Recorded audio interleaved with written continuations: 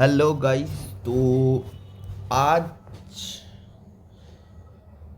একটা কি বলবো স্টক চুজ করেছিলাম, যেটার নাম হচ্ছে জোম্যাটো। এখন ডেলি ক্যান্ডেলে আমি যেটা দেখলাম সেটা হলো 9 EM সাপোর্ট নিয়ে মার্কেট ডাউন সাইডে পড়তে চলেছে। তো এর থেকে বোঝা যাচ্ছে যে মার্কেটে সেলার্সরা বেশি আছে, আমরা ডাউন সাইডে ট্রেড নেবো। Yes or no?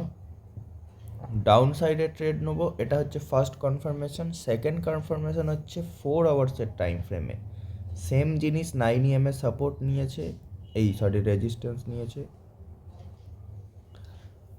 তারপরে আমরা যাব 1 আওয়ারের টাইম ফ্রেমে। 1 আওয়ারের টাইম ফ্রেমে যেটা দেখলাম 1 আওয়ারের টাইম ফ্রেমে যেটা দেখলাম সেটা দেখলাম যে একটা ট্রেন্ড লাইন আমাদের এখান থেকে এটায় ব্রেকডাউন দিয়েছে। তো আমরা ফুল কনফার্ম হয়ে গেলাম যে মার্কেটে ডাউন সাইডে ট্রেড পাঞ্চ করব। দ্যাটস ইট, এটা হলো আমাদের ট্রেড অ্যানালিসিস। এরপর আমরা ট্রেড পাঞ্চ করবো কখন? 15 মিনিটের টাইম ফ্রেমে। 15 মিনিটের টাইম ফ্রেমে কি দেখলাম? মার্কেটে একটা আপ সাইডের ট্রেন লাইন ব্রেকআউট দিয়েছিল, বাট ব্রেকআউটটা সাস্টেন করেনি, এখান থেকে মার্কেট পড়েছিল। তো এখান থেকে রেজিস্ট্যান্স জোন নিয়েছে, এখান থেকে মার্কেট ডাউন সাইডে গেছে। এবার ফার্স্ট ক্যান্ডেলটাই আমরা কোনো দিনই ট্রেড করতে পারবো না, এবং ফার্স্ট ক্যান্ডেলের মাঝেও যদি থাকে আমরা ট্রেড করবো না, বাই চান্স যদি আপ সাইডে চলে যায়। সো ফার্স্ট ক্যান্ডেলটা আমাদের হচ্ছে 9টা 15 ক্যান্ডেল আর 9টা 30 ক্যান্ডেল। এর লো ব্রেক করেছে আমাদের এই ক্যান্ডেলটা।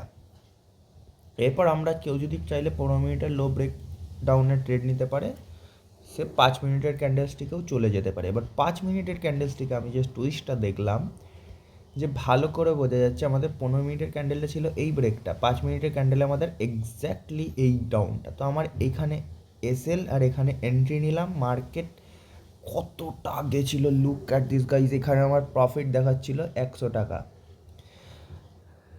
কি বলবো, এখানে যদি আমি কি বলে 50% বুক করে দিতাম তাহলে ভালো হতো। লাস্টে এই ক্যান্ডেল দুটো এসে আমার ট্রেলিং এসএল হিট করে দিল। ট্রেলিং এসএল হিট করায় আমার 100 টাকার প্রফিটটা 18 টাকায় এসে দাঁড়িয়েছে। তাও ব্রোকারেজ কেটে কুটে যদি দেখা যায়, অ্যাপ্রক্সিমেট 15 টাকা ব্রোকারেজ গেছে, 3 টাকা প্রফিট হয়েছে। তাও সেফ ফার্স্ট অফ অল রয়ে গেলাম। যাই হোক।